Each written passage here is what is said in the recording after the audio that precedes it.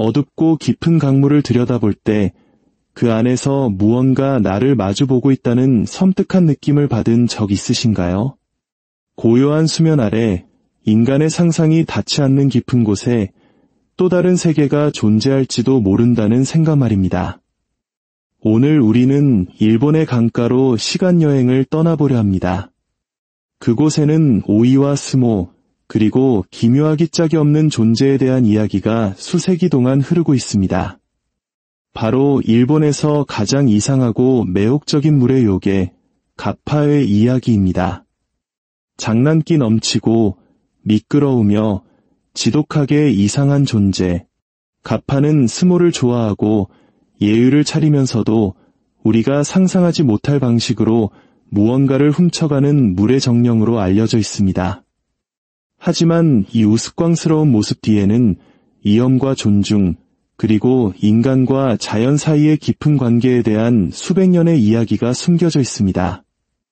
오늘 이 이야기에 귀 기울여 주시고 흥미롭다고 느끼신다면 주변 분들과 이 지적 유산을 나누어 주시는 것만으로도 저희에게는 큰 힘이 됩니다. 여러분의 작은 관심이 저희가 더 깊고 풍부한 이야기를 만들어가는데 가장 큰 원동력이 됩니다.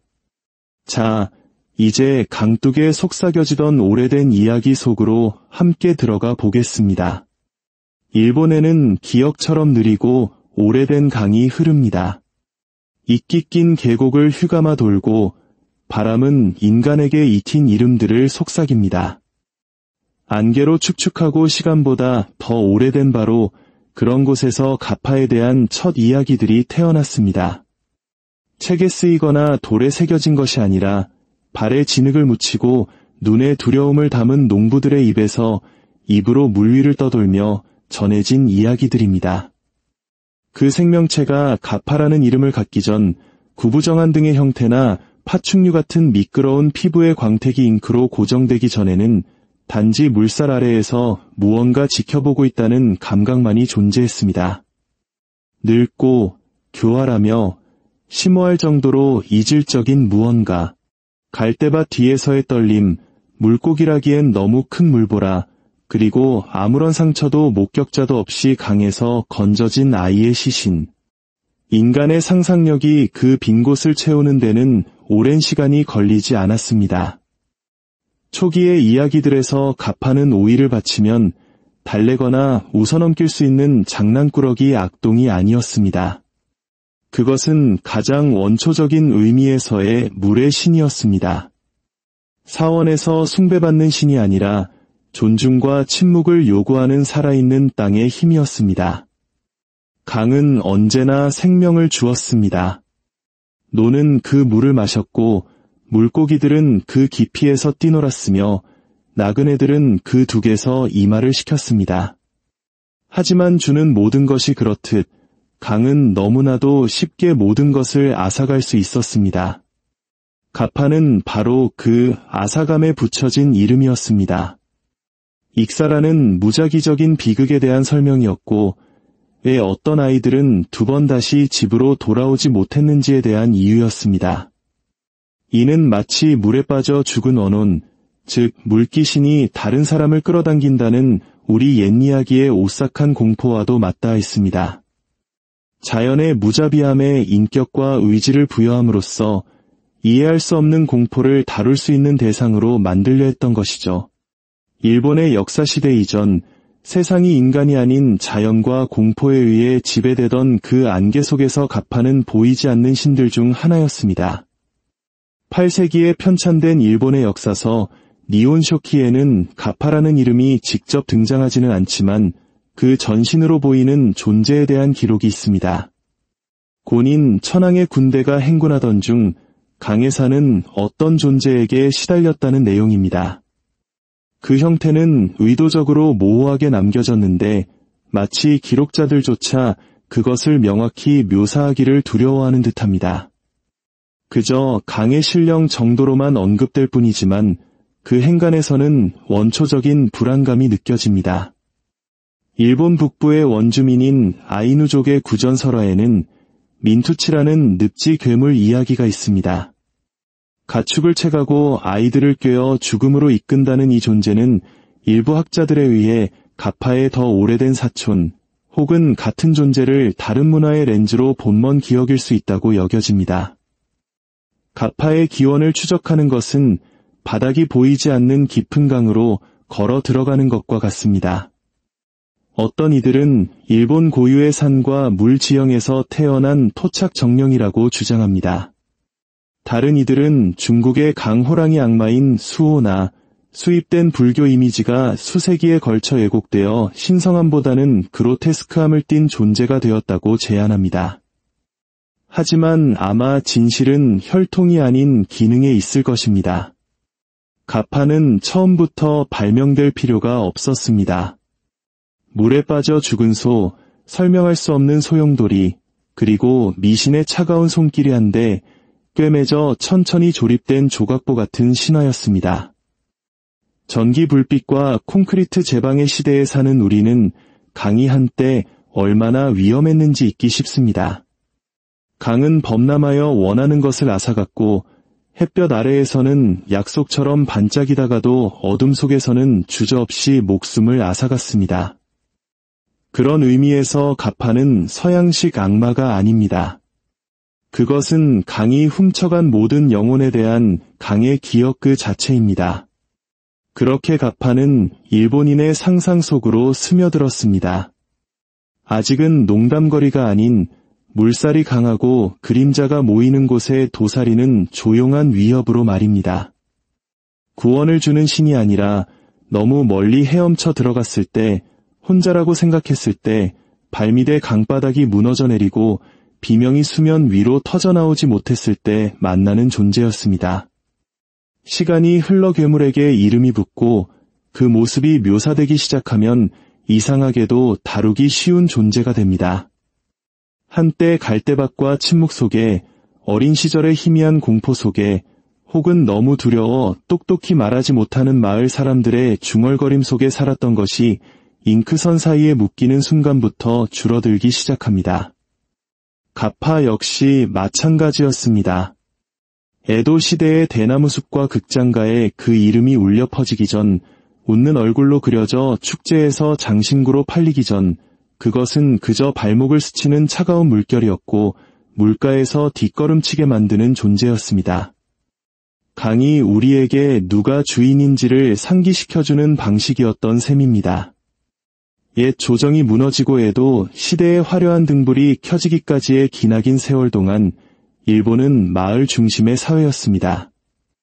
오칠한 사원과 비단 옷을 입은 귀족들이 사는 거대한 수도는 멀리 떨어진 소문일 뿐이었고 삶의 진짜 무대는 진흙밭과 숲 가장자리에 붙어있는 이끼 낀 작은 마을들이었습니다. 밤의 유일한 빛이 달과 화롯불 뿐이었던 이런 외딴 곳에서 이야기는 두루마리에 기록되어 학자들의 토론거리가 되는 것이 아니었습니다. 어둠 속에서 부드럽게 속삭여졌고 자장가처럼 혹은 두려움과 기억으로 가득 찬 경고처럼 어머니에게서 아이에게로 전해졌습니다. 그리고 바로 이 미신과 필요가 낳은 구전의 세계에서 가파는 번성했습니다. 사내는 저녁이 일찍 찾아왔고 안개는 늙은 신이 기지개를 켜듯 산비탈을 타고 내려왔습니다. 마을 사람들은 연기 자욱한 오두막에 모여 손에는 김이 나는 보리죽 그릇을 들고 낮은 불꽃이 타닥거리고 그림자가 들보를 가로질러 춤추는 것을 보았습니다. 그때 눈이 흐리고 말이 느린 노인들이 몸을 앞으로 숙여 강 요괴에 대해 이야기하기 시작했습니다. 그들은 여름 더위의 시냇가에 너무 가까이 다가갔다가 돌아오지 못한 아이에 대해, 물가에서 내장이 기묘하게 사라진 채 죽어있는 암마를 발견한 농부에 대해, 그리고 강이 잔잔하고 개구리들이 잠잠할 때 수면 바로 아래에서 무언가 눈을 떴을 때 들리는 그 설명할 수 없는 첨벙거리는 소리에 대해 이야기했습니다. 이야기들은 즐거움을 주거나 교육하기 위한 것이 아니었습니다. 그것은 세대를 거치며 날카롭게 벼려진 생존의 무기였습니다. 이야기들 속에서 가파는 더 이상 모호한 자연의 힘이나 먼지 낀 연대기 페이지 속의 신이 아니었습니다. 이제 그것은 몸을 가졌습니다. 인간의 형태를 흉측하게 모방한 땅딸막하고 미끄러우며 녹색을 띤 몸, 너무 긴 팔과 너무 강한 손가락, 개구리 배 같은 피부와 자라 등껍질 같은 등, 가장 오싹한 것은 머리 꼭대기에 우묵한 곳, 즉 사라라고 불리는 접시였습니다. 두개골 꼭대기에 움푹 파인 이 얕은 그릇은 늘 물로 채워져 있었습니다. 가파의 힘은 바로 그 접시에서 나왔습니다. 그 물을 쏟으면 가파는 어린아이보다도 힘이 약해졌습니다. 하지만 감히 그럴 만큼 가까이 다가갈 수 있는 사람은 거의 없었습니다. 이렇게 새롭고 더 생생해진 가파는 물의 의지에 살아가면서도 물을 두려워하는 사람들에게 완벽한 존재였습니다. 논에 물을 대고 가축에게 물을 먹이고 아이들을 씻기려면 모두 강으로 가야 했습니다. 하지만 강은 결코 안전하지 않았습니다. 물살은 거셌고 사람들은 불안할 정도로 자주 사라졌습니다. 왜 10살짜리 아이가 발목 깊이의 물에서 익사했는지, 왜 소의 간이 외과 의사처럼 깔끔하게 제거되었는지 설명해줄 부검도, 검시관도, 정부의 포고령도 없었습니다. 오직 가파만이 있었을 뿐입니다. 그것은 이유를 제공했습니다. 설명할 수 없는 것에 얼굴을 부여했습니다. 그리고 만약 그것이 기괴하고 우스꽝스러우며 희생자와 스모를 하고 정중하게 절을 하며 예의범절과 오의, 그리고 아이들의 엉덩이에 집착한다고 소문이 났다면 그건 오히려 더 나았습니다. 인간의 마음은 공포가 약간의 우스꽝스러움을 동반할 때 더 쉽게 견딜 수 있기 때문입니다. 마치 씨름을 좋아하고 메밀묵을 탐하는 우리네 도깨비처럼 가파에게도 자신만의 기묘한 규칙과 집착이 있었습니다. 그중 가장 기이하고 뇌리에 박히는 것이 바로 시리코다마에 대한 집착입니다.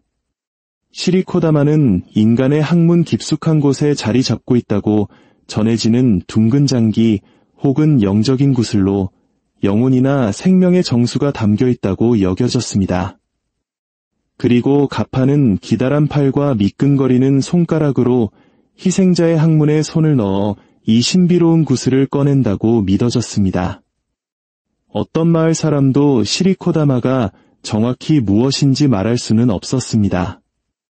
하지만 모두가 가파가 그것을 얻기 위해 무슨 짓이든 할 것이라는 데 동의했습니다. 아이들은 단순히 미끄러질까 봐서가 아니라 요괴가 차가운 손을 준비하고 숨어 있다가 그 말할 수 없는 것을 꺼내 갈지도 모른다는 두려움 때문에 시냇가에 너무 가까이 쪼그려 앉지 말라고 경고받았습니다. 이 기이한 이야기는 단순히 공포를 자아내는 것을 넘어 특히 아이들의 행동을 통제하기 위한 강력한 도구로 작용했습니다.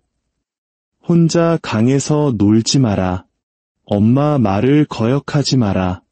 물살이 빠른 곳이나 갈대가 무성한 곳으로 가지 마라. 만약 그러면 가파가 올 것이다.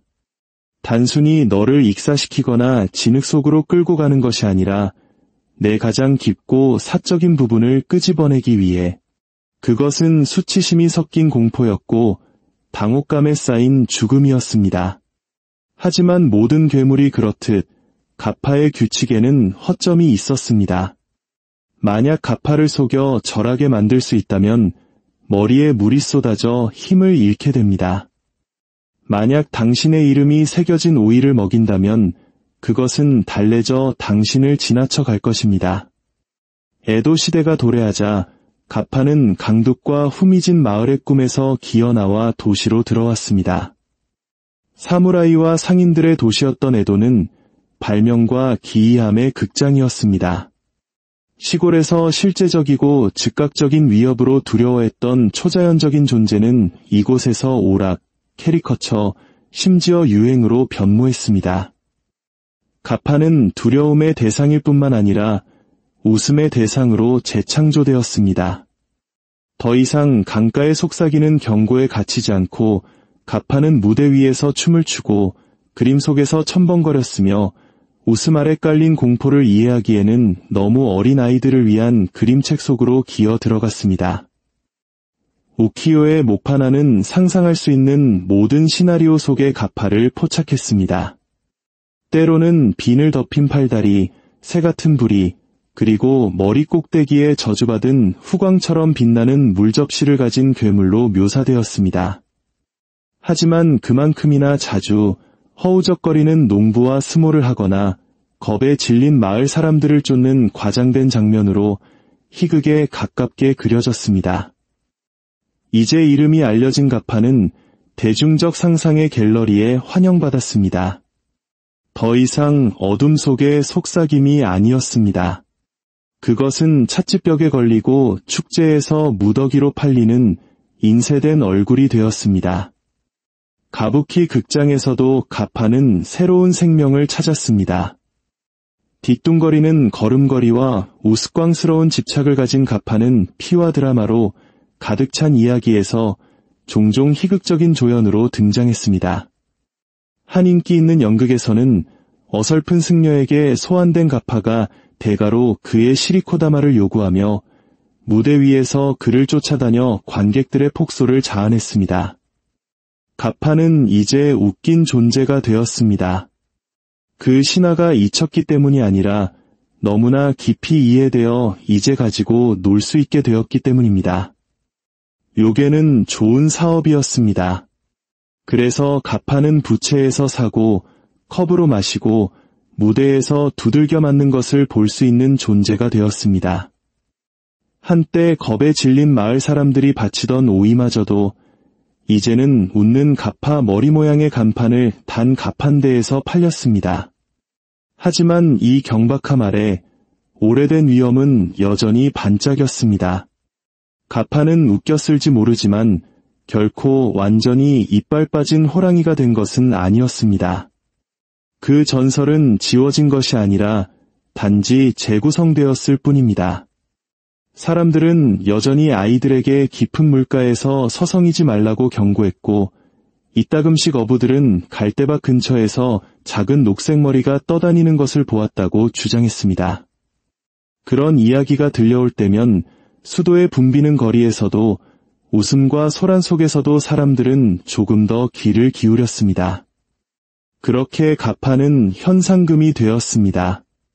단순히 하나의 생명체가 아니라 자신들의 두려움을 스케치하고 무대에 올리고 이빨이 무뎌지고 발톱이 민족 의상의 일부가 될 때까지 비웃음으로써 두려움과 함께 사는 법을 배운 사람들의 상징이 되었습니다.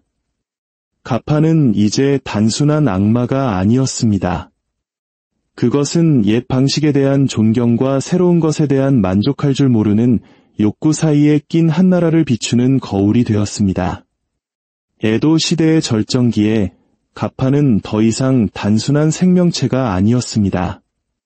그것은 하나의 현상이 되었습니다. 신화는 상품화되었고 두려움은 축제가 되었습니다. 한때 아들을 살리기 위해 마을 사람들이 강에 띄우던 침울한 재물이었던 오이는 이제 아이들의 이름이 새겨져 축제 게임의 일부로 물에 놓였습니다.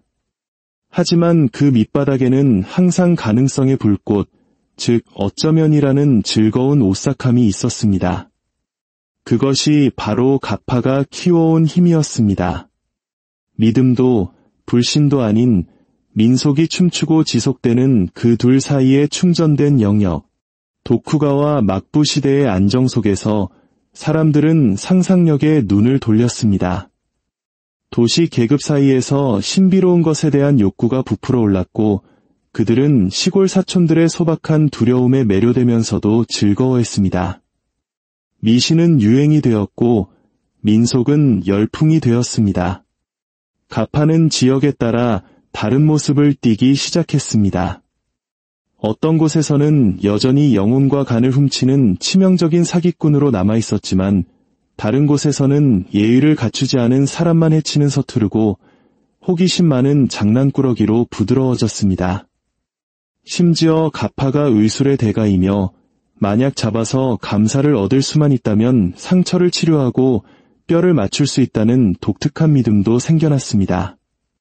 이렇게 한때 단일하고 무서웠던 가파의 정체성은 그 명성의 무게 아래 부서지기 시작하여 어떤 이야기, 어떤 관객에게나 적응할 수 있는 원형으로 갈라졌습니다.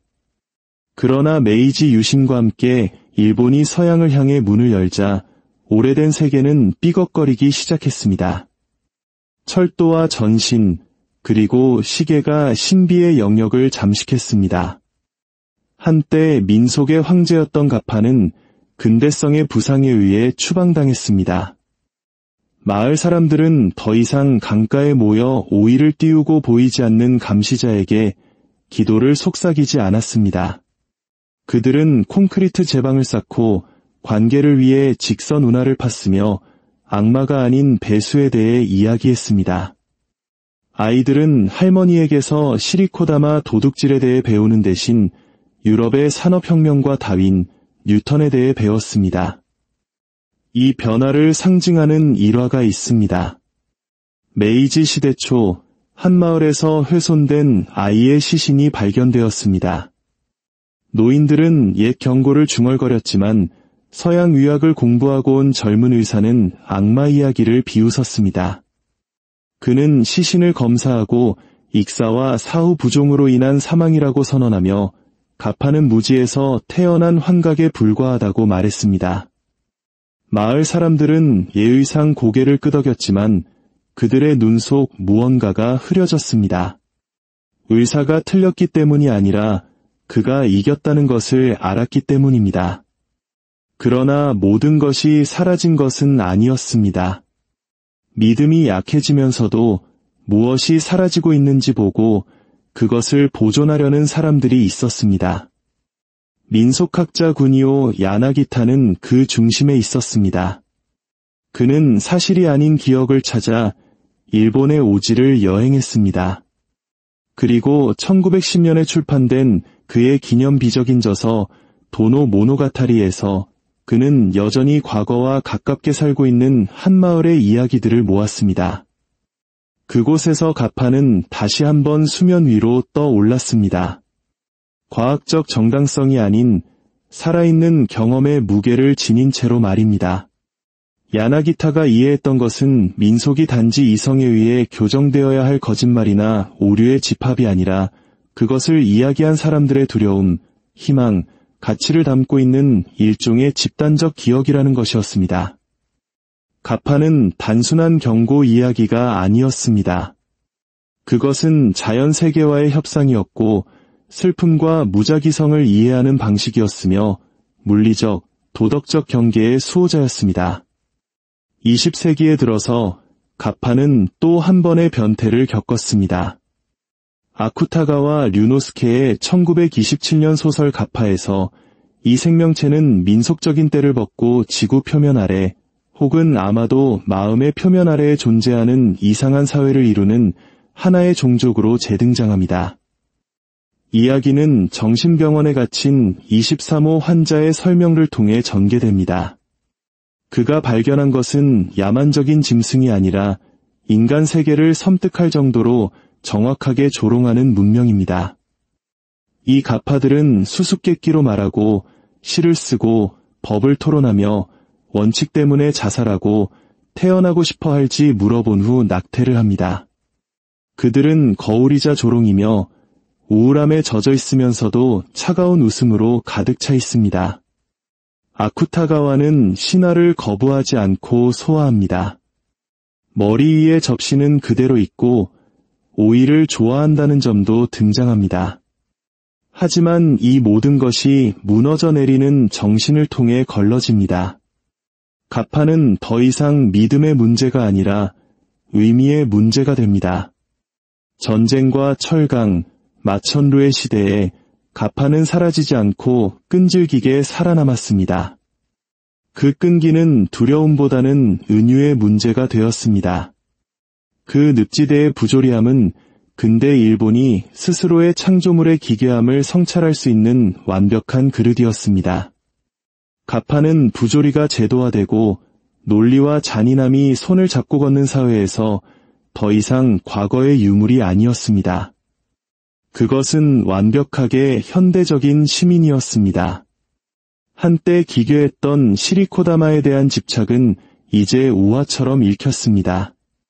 자신의 본질, 의지, 숨겨진 자아를 너무 예에 바른 나머지 자신이 무슨 짓을 하는지 인정하지 않는 시스템에 의해 도둑맞는 것에 대한 비유로 말입니다. 제2차 세계대전 이후 일본이 재건과 자본주의의 길을 걸으면서 가파는 또다시 변신했습니다. 이제는 위협적이기엔 너무 넓은 미소를 짓고 신비롭기엔 너무 둥근 눈을 하고 있었습니다. 부드러워지고 매끄러워지고 쾌활한 색조로 칠해진 가파는 더 이상 강둑을 배회하지 않았습니다. 포장지에서 손을 흔들고 퍼레이드에서 춤을 추며 초등학교 포스터에서 절을 했습니다. 새로운 일본에서 괴물조차도 제 몫을 해야 했습니다. 조용한 마을이 가파의 발상지를 자처하고 친근한 모습의 조각상이 세워졌습니다.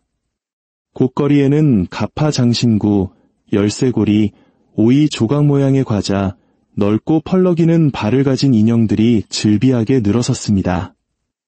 관광객들은 한때 두려움의 대상이었던 요괴 동상 옆에서 사진을 찍으며 미소 지었습니다.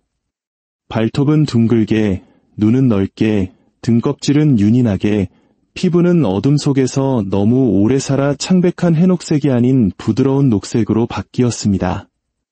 머리 꼭대기의 접시는 만화에서는 수프를 담는 그릇으로, 지역 광고에서는 꽃을 담는 용기로 희극적인 장치가 되었습니다. 사람들은 이 새로운 가파를 받아들였습니다. 지역 사업체와 기차역의 마스코트가 되었고 교통안전을 가르치고 환경오염을 경고했습니다. 가파는 친구를 원하는 괴물이 되었습니다. 그리고 현대에 이르러 가파는 애니메이션과 만화의 세계로 뛰어들었습니다. 때로는 영웅으로, 때로는 방해꾼으로, 때로는 외로운 주인공으로 등장했습니다. 한 시리즈에서는 전사가 되기 위해 훈련하고 다른 시리즈에서는 라멘 가게를 운영합니다. 비디오 게임에서는 물리쳐야 할 보스로 혹은 친구가 되어야 할 도우미로 나타납니다. 가파는 살아남았습니다. 하나의 모습으로 머물도록 강요받지 않았기 때문입니다. 그것은 악마였고 신이었으며 농담이었고 세일즈맨이었고 친구였고 위협이었습니다. 수세기를 거치면서 구부러지고 얼굴을 바꾸면서도 지켜보는 눈을 잃지 않는 법을 배웠습니다. 이제 강을 떠돌 필요가 없었습니다. 기억 속에 살고 있었으니까요. 강은 잊지 않습니다. 물줄기를 바꾸고 불어나고 마르고 범람하지만 기억합니다.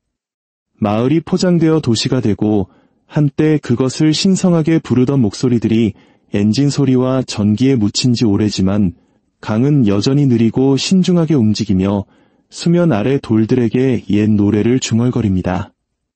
그리고 만약 당신이 땅거미가 질 무렵 공기가 차가워지고 하늘이 그림자로 녹아들기 시작할 때 그 곁에 서 있다면 저편 둑 근처에 웅크리고 있는 무언가를 언뜻 볼지도 모릅니다. 깜빡임 없이 지켜보는 조각된 우상처럼 움직이지 않는 그것을. 세상은 더 이상 가파를 믿지 않습니다. 하지만 가파는 여전히 그곳에 있습니다. 사람들이 더 이상 보지 않는 조용한 곳에서 가파는 기억합니다. 이름이 돌에 새겨지기도 전에 물속으로 미끄러져 들어간 소년을 물밑으로 끌려 들어가며 비명을 지르던 말을, 두려움이 무례한 것이 아니었던 시절, 이야기가 조롱 대신 속삭여지던 시절을. 가파는 강가에 머뭅니다. 희생자나 재물을 기다리는 것이 아니라 자신의 존재가 신기함 이상의 의미를 가졌던 시절의 메아리를 기다립니다. 울지도 분노하지도 않습니다. 그저 익힌 숲의 마지막 나무처럼 더 이상 사용되지 않지만 어쩐지 여전히 이해되는 단어처럼 남아있을 뿐입니다. 전설은 강물과 같아서 끝나는 것이 아니라 휘어집니다. 믿음이라는 지형에 반응하며 물줄기를 바꿉니다. 가파는 대부분의 요괴보다 더 오래 살아남았습니다. 웃음 속으로, 과학의 침묵 속으로, 상업의 소음 속으로 그 형태를 바꾸며 살아남았습니다. 가파는 물의 굶주림에 대한 이야기이며 부주의의 대가에 대한 이야기이고 보이는 것과 보이지 않는 것 사이의 야른 막에 대한 이야기입니다. 그것은 자연 세계가 한때 수수께끼로 말했으며 강에는 그 나름의 규칙이 있었고 모든 평온한 수면 아래에는 고대의 무언가가 지켜보고 있을 가능성이 있다는 것을 상기시켜줍니다. 오늘날에도 사람들은 여전히 물에 빠지고 아이들은 여전히 사라집니다. 아무도 가파의 이름을 소리내어 부르지 않지만 이야기의 형태는 남아 있습니다. 그것을 살아있게 하는 것은 믿음이 아닙니다. 기억과 상상력, 그리고 깊은 물가에서 발이 미끄러질 때 마음을 흔드는 반쯤 들리는 속삭임입니다. 결국 가파는 남아 있습니다. 항상 보이지도 항상 들리지도 않지만 언제나 그곳 물가에서 지켜보고 있습니다. 그리고 아마도 그것이 전설을 지속시키는 것일지도 모릅니다. 그것의 진실이나 공포가 아니라 우리가 서로를 안전하게 지키기 위해 했던 이야기 속에 한때 무언가가 살았다는 단순한 사실. 강가에 웅크리고 어둠 속에서 기다리며 우리가 잃어버릴까 두려워했던 것의 형태를 지니고 있던 무언가.